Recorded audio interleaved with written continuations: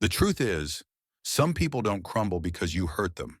They crumble because you showed them what real strength looks like, and it reminded them how weak they are. Now imagine this for a moment, chosen one. You're standing in the same room as them, maybe even sharing the same air, and in just one glance, they see something in you they've never seen before. Not your face, not your clothes, not your achievements. They see the raw current of your spiritual strength, and it hits them like a wave too big to stand against. It's like trying to stare into the sun without blinking. Too bright, too real, too undeniable. They weren't ready. And here's the kicker. Science says the body reacts to awe and fear in almost the exact same way. Racing heart, short breath, adrenaline rushing. The difference? Fear drains their soul, awe rewires yours. And thank you, chosen one. Don't forget to return the energy by pressing the like and subscribe.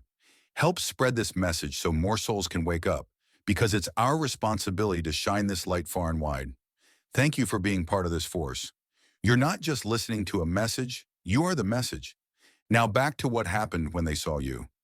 They thought you were just another face in the crowd, just another person passing by. But the moment your presence hit them, something in their spirit flinched. They didn't see a timid, safe energy they could play with.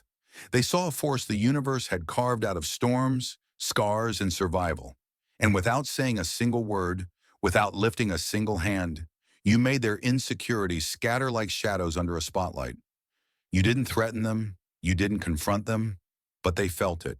That quiet, steady power that tells the truth without ever speaking.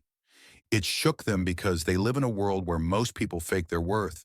They wear masks, they puff up their chests, they collect empty achievements for applause. But you carry something real, the kind of real they can't copy. And when that truth stood in front of them, their false self started cracking. They saw themselves reflected in your strength, and it wasn't a flattering picture. It was like watching their own paper-thin confidence dissolve in water. That's why they avoided your eyes. That's why their words stumbled. That's why their smile didn't reach their eyes. They weren't intimidated by you. They were haunted by the sudden realization of what they're not. The universe didn't send you here to play small so they could feel big. Your presence is meant to unsettle those who cling to illusions, to make them question their own limits. And when they caught that glimpse of your spiritual voltage, it was too much. Like standing in a room where the air suddenly gets heavier, where silence feels louder, where every excuse they've told themselves starts sounding hollow. They weren't ready for it, and they might never be. But here's the thing, chosen one. That reaction, that's proof. Proof that you're operating on a level they can't fake. Proof that all the pain, all the nights you thought would break you, actually built you into this unstoppable force. And the more you grow, the more you'll see this same reaction in others. The stutter, the glare, the sudden change in tone. It's their spirit recognizing something before their mind can explain it. And trust me, once they've seen it, they can't unsee it. It will follow them. It will remind them. And some will never forgive you for it, simply because you woke them up to their own weakness without even trying.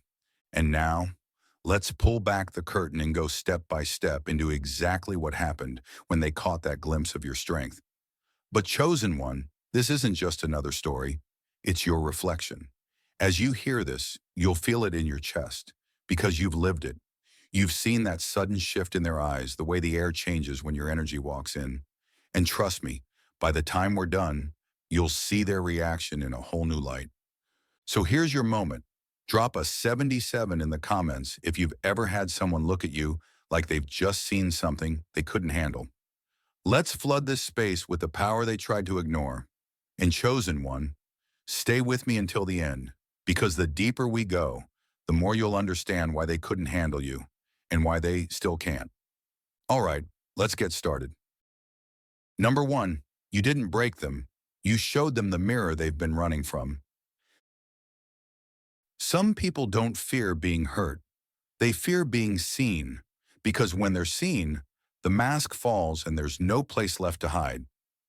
Chosen one, when they caught that glimpse of your spiritual strength, it wasn't just a passing moment.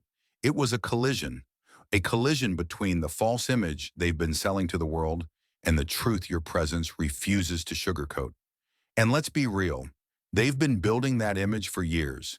They've polished it, rehearsed it, and sold it to anyone willing to buy. They've been the confident one, the unshakable one, the clever one who always stays a step ahead. But inside they've been duct taping cracks and hoping no one notices the leaks.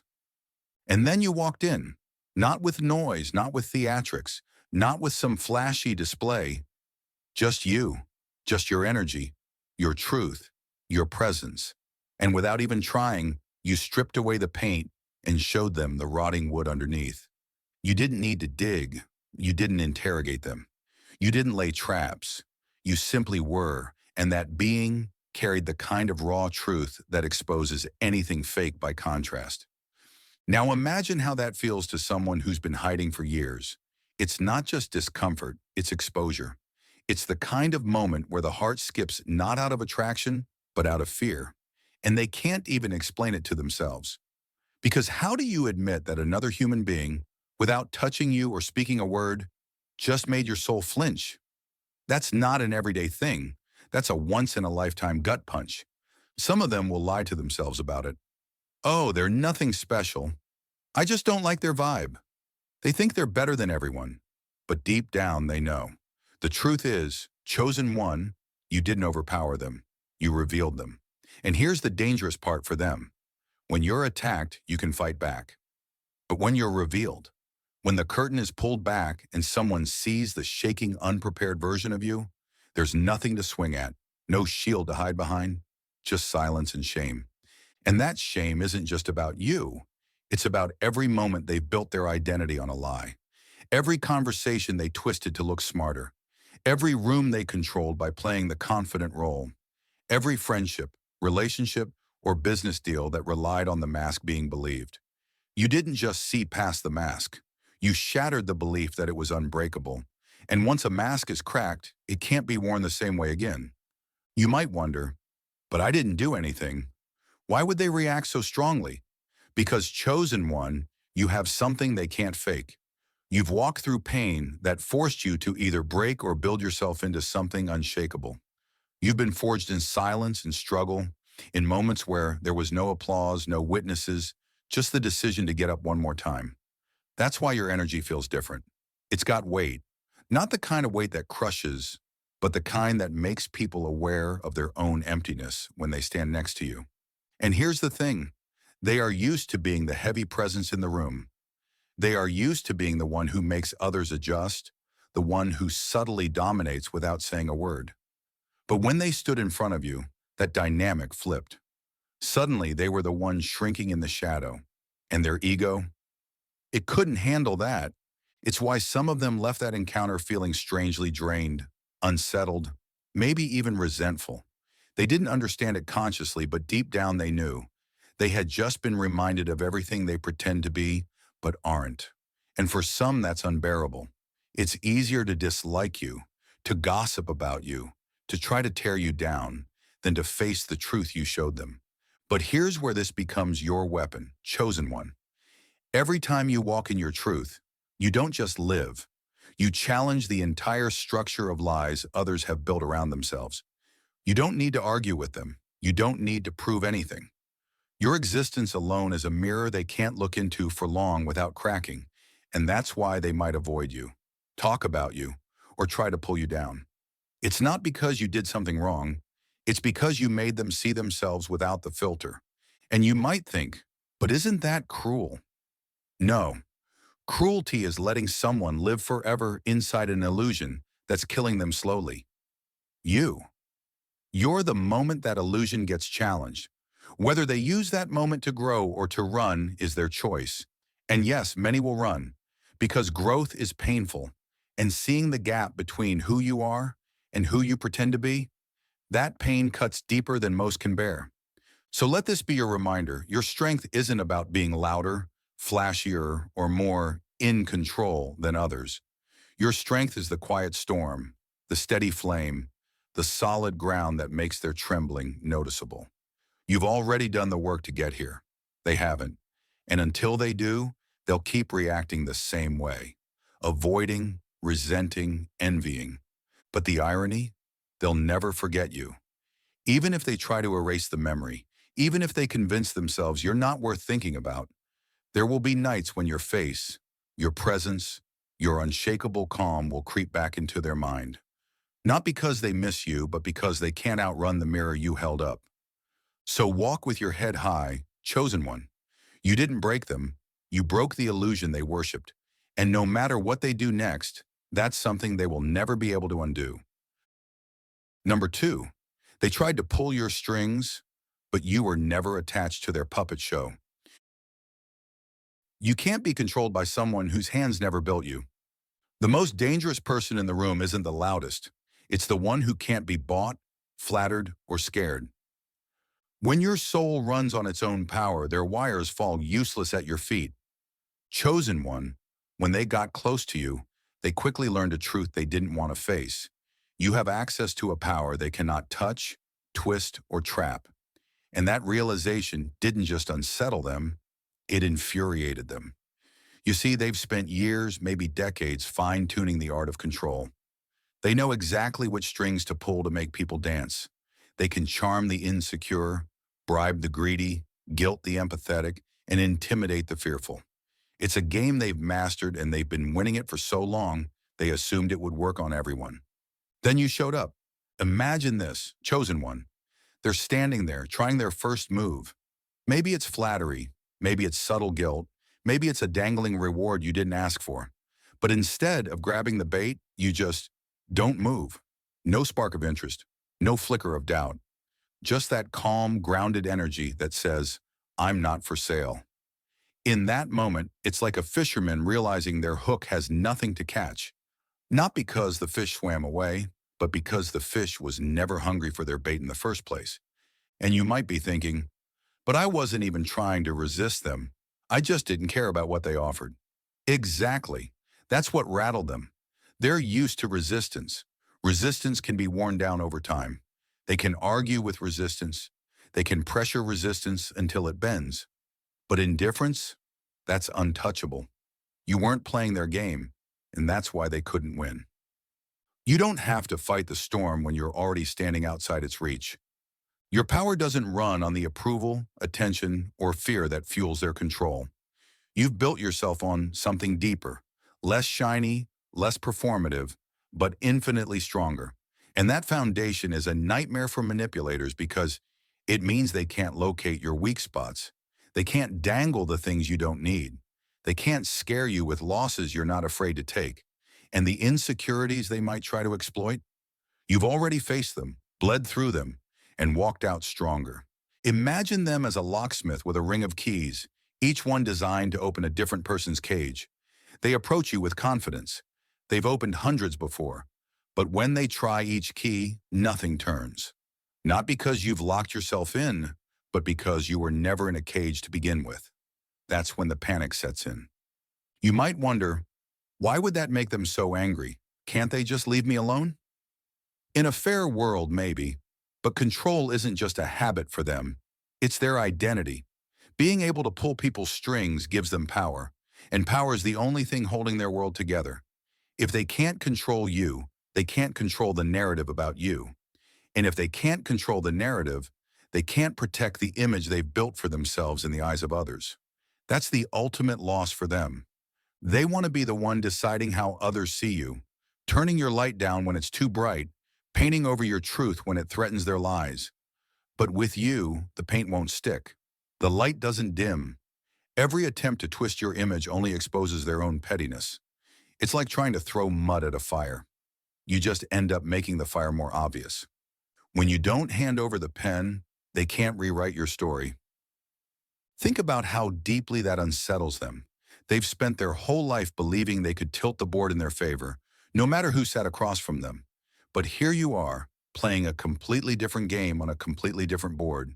And no matter how they try to pull you into their arena, through flattery, guilt, fear, or temptation, you stay rooted, not out of stubbornness, but out of clarity. You know who you are. You know what you will and won't give your energy to. And that level of self-possession is terrifying to someone who only feels safe when others are leaning on them. Imagine a spider who's spun an elaborate web, confident it can catch anything that passes through. Then you come along and you walk right through the space without touching a single thread. You don't tear the web down. You don't struggle in it. You just move outside its reach entirely. And that, chosen one, is why they can't stand you. You didn't fight their trap. You proved their trap doesn't work. This isn't about arrogance or thinking you're untouchable. It's about knowing you don't need what they're offering. And once a manipulator realizes they have nothing to offer you, their influence evaporates. They can't sell you fear because you've lived through worse. They can't sell you validation because you've already validated yourself. They can't sell you belonging because you've learned to belong to yourself first. You might ask, but won't they just give up? Sometimes yes, but more often they'll test you again, just to make sure the first time wasn't a fluke. They might disguise the manipulation better, make the bait more tempting, wrap the pressure in sweetness instead of force. But no matter how they dress it up, the core is the same, and you'll spot it instantly. And every time they fail, it chips away at the confidence they've built their entire identity on. That's why you'll notice a shift in their behavior after realizing they can't control you. Some will go silent, retreating to nurse their bruised ego. Others will try to undermine you indirectly, hoping to control the perception of you if they can't control you directly. Either way, the truth is the same. They've met someone outside their reach, and it stings. And here's the part you need to remember, chosen one. Their inability to influence you isn't a threat to you. It's a revelation for them. A revelation that there are forces in this world, forces like you, that can't be owned, bent, or reduced. And whether they hate you for it or secretly admire it, they'll never forget it. So keep walking in that power. Don't shrink to make them comfortable. Don't explain yourself to ease their frustration, because the moment you start bending to appease them, you step into their arena, and that's the only place they can beat you. Stay where you are. Stand in the space they can't reach, and let them wrestle with the truth that not everyone will dance to their strings. Real power isn't about controlling others. It's about being unshakable when they try. Number 3, you didn't fight their demons. You dragged them out into the sun. Some people aren't afraid of you. They're afraid of what they become when you're around. Chosen one, when they stood in your presence, something in them started unraveling. And it wasn't because you said a word. You didn't accuse them. You didn't corner them. You simply were. And that was enough to shake the lock off the cellar door they've kept hidden for years. Out spilled the things they thought they'd buried for good. Jealousy, bitterness, insecurity, and malice they've been hiding under fake kindness, polished smiles, and carefully crafted humility. Imagine this, a room that's been shut tight for decades. Dust in the air, mold in the corners, the smell of rot that no one notices because no one goes inside. Then one day someone throws open the windows and sunlight pours in. The dust dances, the mold is revealed, the air is suddenly unbearable. That's what your energy does. It opens windows they've nailed shut, and it doesn't ask for permission. You might wonder, but I wasn't even trying to expose them. Why would they take it personally? Because clean energy doesn't blend with filth. It forces it to the surface. Your light doesn't politely stop at the edges of someone's lies. It spills into their shadows and makes them visible. And the things hiding there? They don't like it. They squirm. They lash out. They do anything to protect the identity they've built. They can keep their demons quiet around most people. But your presence is different. It's not the kind of light that glows softly in the background. It's the kind that reaches into corners. And once something that's been living in darkness meets that kind of light, it reacts violently. Not because the light harmed it, but because it can't survive being seen. That's why their attitude toward you may have turned cold, hostile, or overly critical without reason. It's not hatred in the purest sense. It's discomfort. Being around you forces them to face what they've been avoiding. And for someone who's spent years hiding their true self, that's a slow, unbearable burn. Remember this, chosen one. You didn't create their demons. You just made them impossible to ignore. And once someone sees what's been living inside them, they can never unsee it. Number 4, you weren't shattered by the storm. You became the storm. They thought your scars meant you were broken. They didn't realize your scars are proof you're unbreakable. Chosen one, when they looked at you, they expected to see someone barely standing.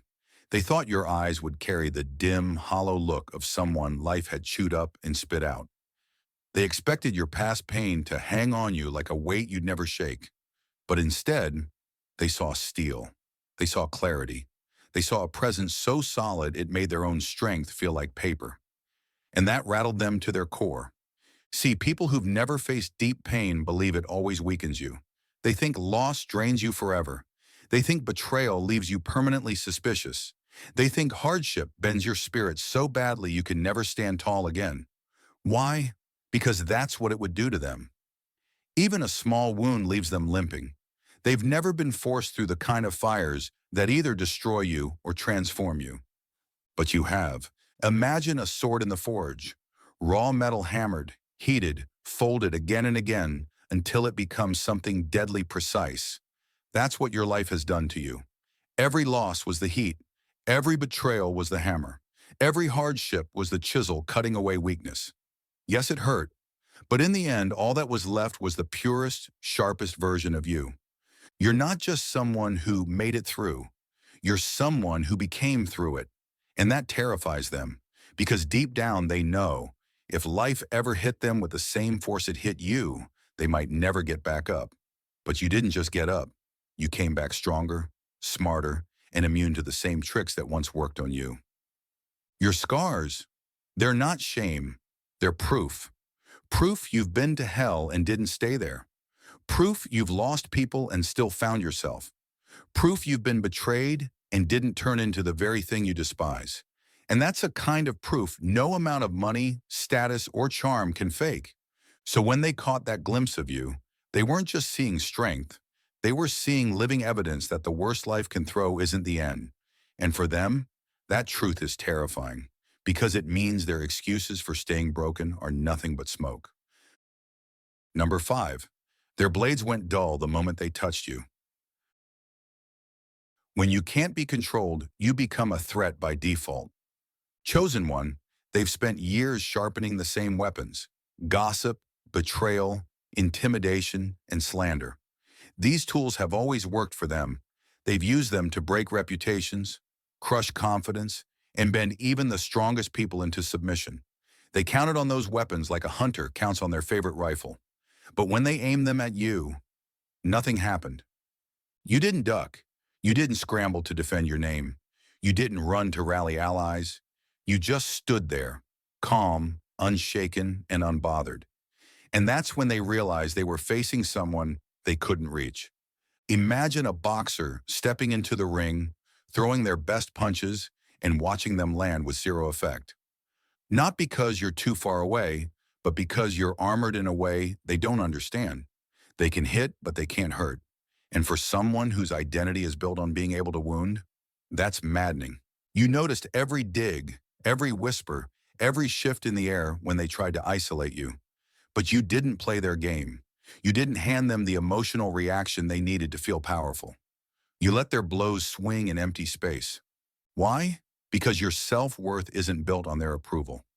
Their betrayal can't shatter you because your trust was never rooted in them. Their gossip doesn't stick because your identity isn't written by the crowd. And every time they fail to land a hit, it's another crack in their sense of dominance. For people like them, control is oxygen. If they can't dictate what others think, feel, or do, they start suffocating. And you've cut off their supply. You've shown them they're irrelevant to your peace. Imagine them holding a sword that's won every battle until now. They swing, and it bounces harmlessly off. They sharpen it, they try new angles, they even bring in others to help. Still nothing. And here's the part that kills them. There is no upgrade, no secret weapon, no back door that will work. Because your protection doesn't come from fear, strategy, or defense. It comes from alignment. And alignment can't be hacked. That's why they can't stand you, chosen one. You're not just out of reach. You've made them realize their power was never as absolute as they thought. Number 6. They weren't just facing you. They were facing the army behind you. Some people stand alone. Others stand on the shoulders of giants, and that's a height enemies can't reach. Chosen one, they couldn't explain it, but they felt it. The heavy, unshakable force that walks into every room with you. It wasn't just you they were dealing with. It was the weight of every battle your bloodline has already won. You carry echoes of those who came before, people who endured storms you'll never have to weather because they already took the hits for you. That kind of backing doesn't shout. It just stands there, immovable. Imagine this. A tree with roots so deep they intertwine with generations of earth. The wind can howl, the seasons can change, but the trunk doesn't bow.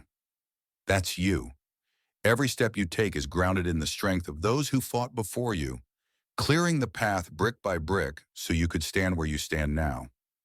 They've spent their lives dealing with people who rely only on themselves, people they can push, pull, or break with the right amount of pressure. But with you, they hit a wall they couldn't climb, couldn't chip away, and couldn't understand. It rattled them because it wasn't arrogance holding you steady. It was heritage. Even in your lowest moments, you never fully sink. Why? Because your foundation runs too deep. That stability drives them mad. They're used to finding the crack in someone's armor, the soft spot to exploit. But your shield wasn't forged yesterday. It was tempered long before you arrived. They can't mimic it. They can't steal it. They can't even name it without admitting it exists. But they feel it. In the way you hold your ground without needing to posture, in the way your silence weighs heavier than their noise, in the way no attack ever quite lands the way they hoped. What they felt wasn't just personal strength. It was history standing behind you like an invisible army. Sacrifice, survival, and relentless resilience are at your back. And whether they believe in such things or not, they know one truth deep down.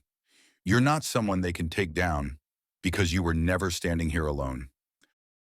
Number 7, they couldn't chain you because you weren't holding the leash. The moment you stop fearing what you can lose, no one can control you.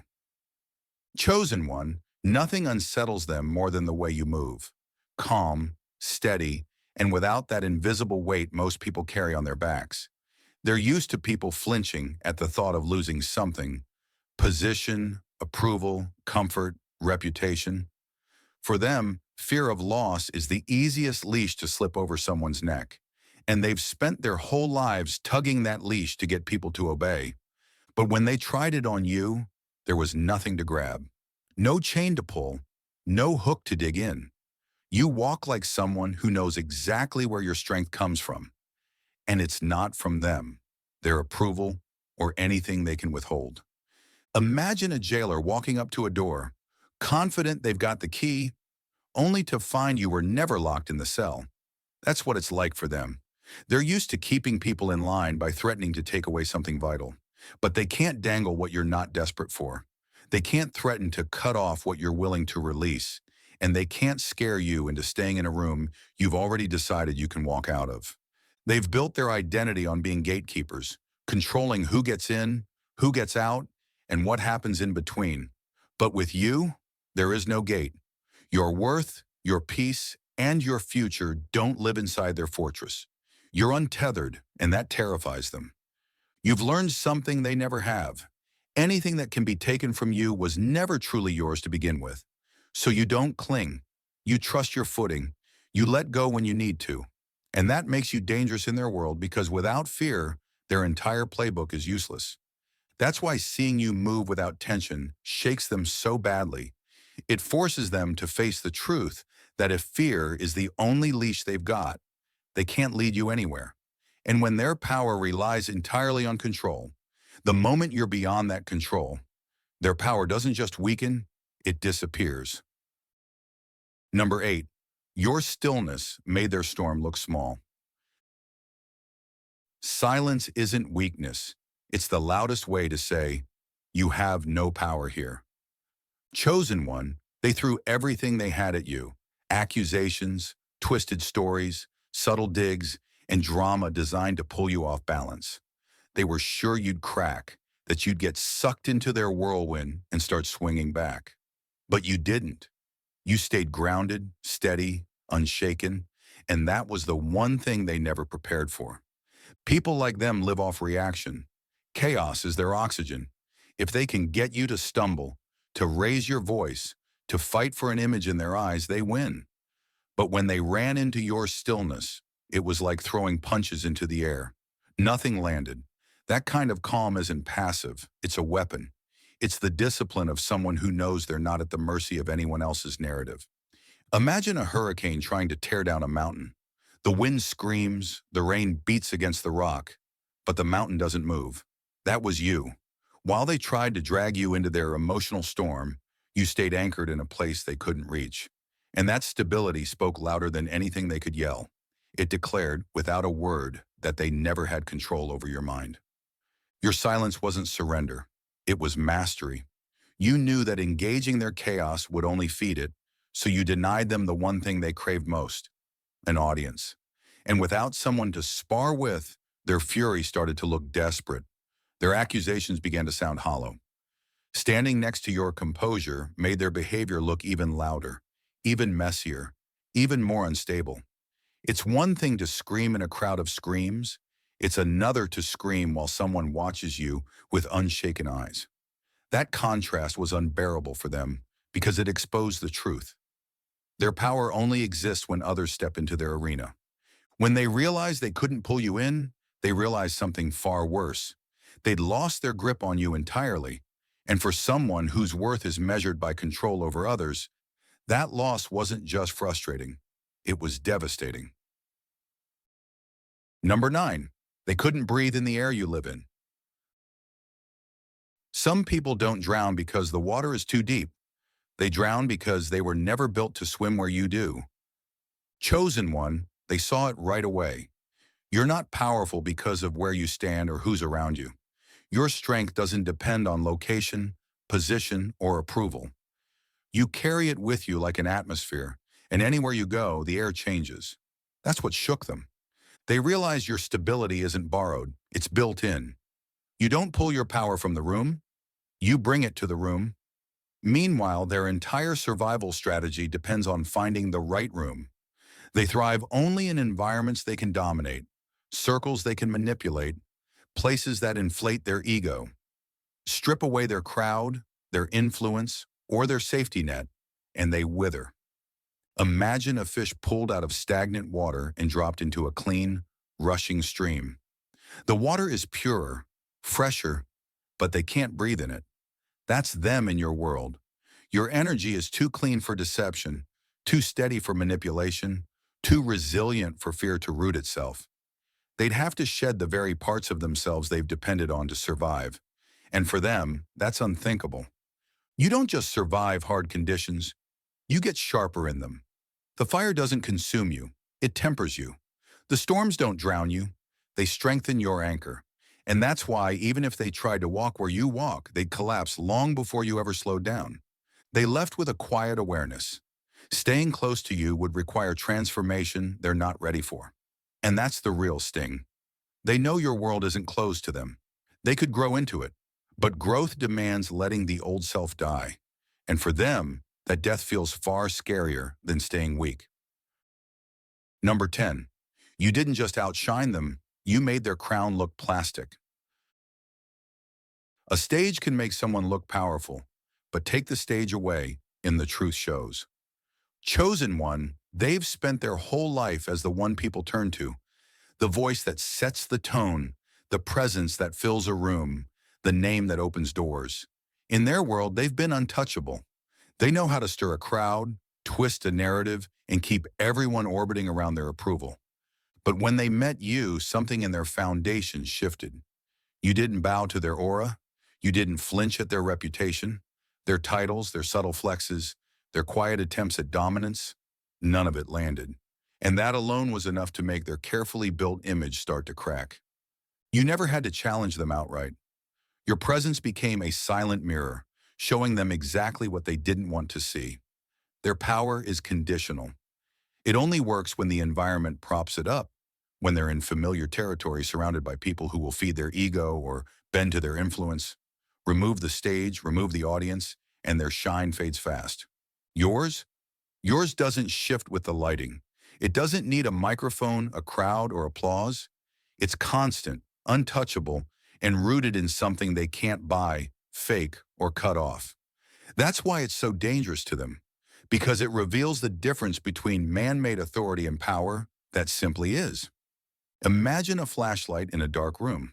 It looks bright until the sun rises.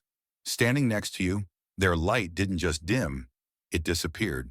What tore them apart wasn't that you were stronger, it was that you weren't even competing.